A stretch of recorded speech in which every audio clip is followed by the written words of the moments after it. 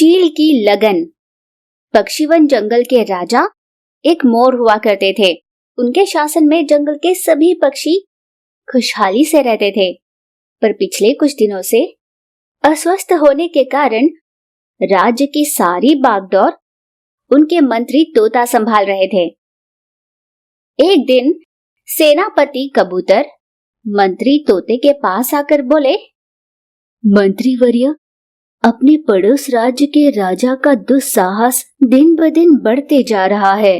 वो सीमा लांघकर अपनी जमीन को हड़प रहे हैं। क्या कहा? पर क्या उस दिशा में कोई जासूस तैनात नहीं है? और ऐसा कुछ हुआ हो, इस बात की वार्ता हमें पहले कैसे नहीं मिली? मंत्री तोते के सवाल करने पर कबूतर ने कहा, अब क्या बताए महामंत्री जी, उस दिशा में जिस चील को जासूस निवृत्त किया गया है, उसका काम के प्रति कोई लगाव नहीं है और न ही मेहनत करने की उसकी वृत्ति है। अपने राज्य के नियमों के अनुसार जासूस वंश की पीढ़ी को ही उस काम के लिए निवृत्त करना पड़ता है और उन्हें कुछ कह भी नहीं सकते। उन्हें पूर्णतः स्वेच्छा से रहने की छूट भी है। इसी वजह से उस निकम्मे चील को नौकरी पर रखना पड़ रहा है, वरना वो इस काम के बिल्कुल लायक नहीं है। क्या? सच तो ये है कि आज तक जासूस वंश में हर किसी ने राज्य की सुरक्षा के लिए अपनी जान तक न्यौछावर की है, सिवाय इस पीढ़ी के चील के। आप एक काम कीजिए, आप इस बात का पता लगाइए कि इस समय जासूस चील है कहाँ। अपने कर्तव्य से मुकर कर वो भटकता कहाँ है?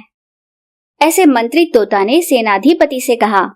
तो दूसरी ओर जासूस चील अपने घर के तहखाने में रहे एक कमरे में खर्राटे लेकर सो रहा था। तब उसकी पत्नी उसके लिए खाना लेकर उस तहखाने वाले कमरे में गई।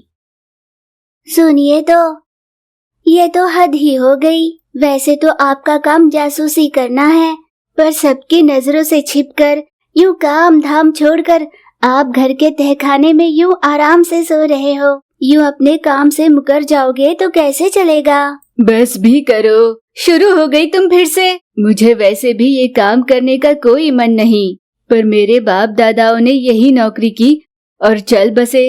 मेरे लिए विरासत में ये काम छोड़ गए। वैसे भी अभी राज्य पर कौन सा पहाड़ टूट पड़ा है।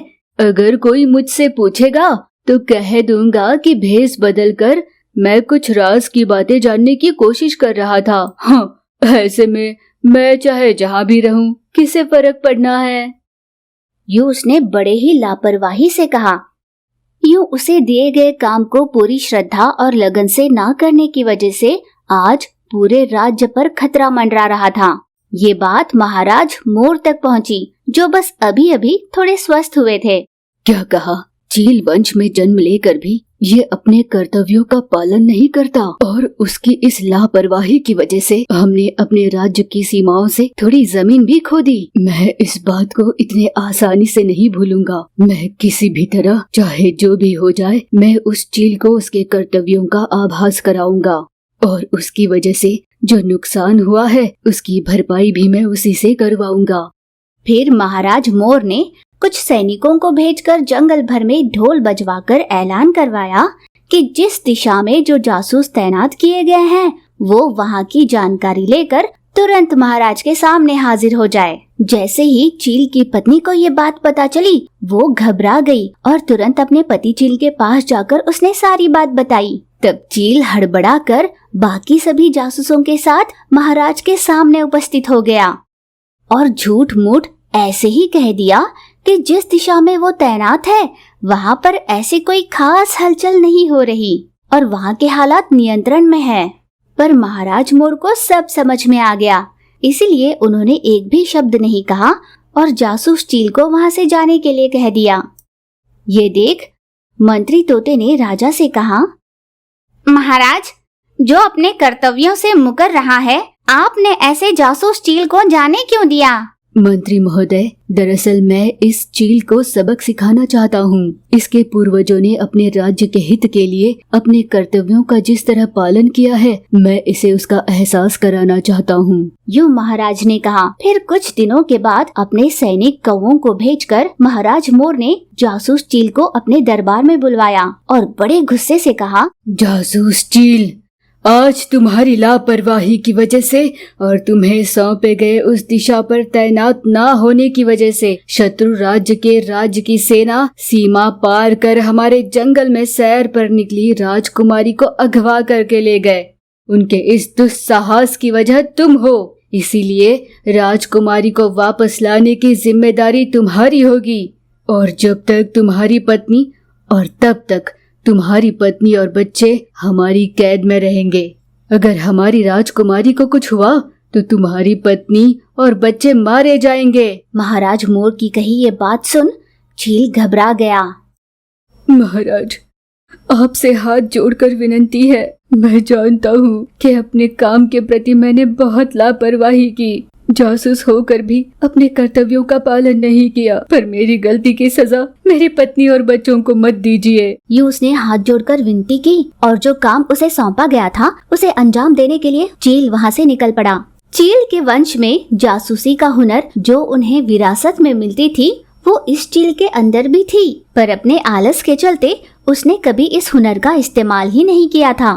पर अब चील की पत्नी और उसके बच्चे खतरे में थे, इसलिए उसने पूरी लगन के साथ अपने हुनर का इस्तेमाल किया। आसमान में ऊंचाई से उड़ते हुए उसने पड़ोसी राजा गिद्ध के राज्य के हर कोने में राजकुमारी को खोजने लगा। चील ने अपनी पूरी ताकत लगाकर लगन के साथ लगातार 4 दिनों तक नजर रख कई महत्वपूर्ण गुप्त जानकारियों को हासिल तो कर लिया, पर राजकुमारी का पता ही नहीं लगा पाया। निराश होकर एक पेड़ के तने पर बैठे चील ने सोचा, ये क्या हो रहा है?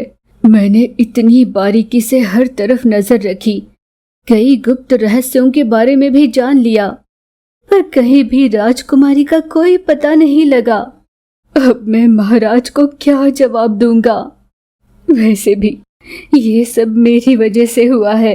अगर अब मैंने जितनी लगन के साथ काम किया उतना ही मैंने हमेशा से काम किया होता तो आज मेरे बच्चे और पत्नी खतरे में ना होते। अब से मेरे लिए मेरे परिवार से बढ़कर मेरे राज्य की सुरक्षा होगी। इसीलिए पड़ोस राज्य के जितने भी रहस्यों को मैंने जान लिया है वो सब मैं महाराज को बताऊंगा। कम से कम तब मुझ पर दया ही।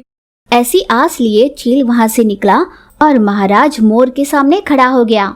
महाराज, जैसे आपने कहा था, मैंने पड़ोस राज्य के हर कोने में राजकुमारी का पता लगाने का हर प्रयास किया, पर उनका कहीं कोई पता नहीं चला। पर पड़ोसी राजा हमें बंदी बनाने की जो साजिश रच रहे हैं उसका पता लग गया है। मुझे उनकी शस्त्रशाला का पता चला है।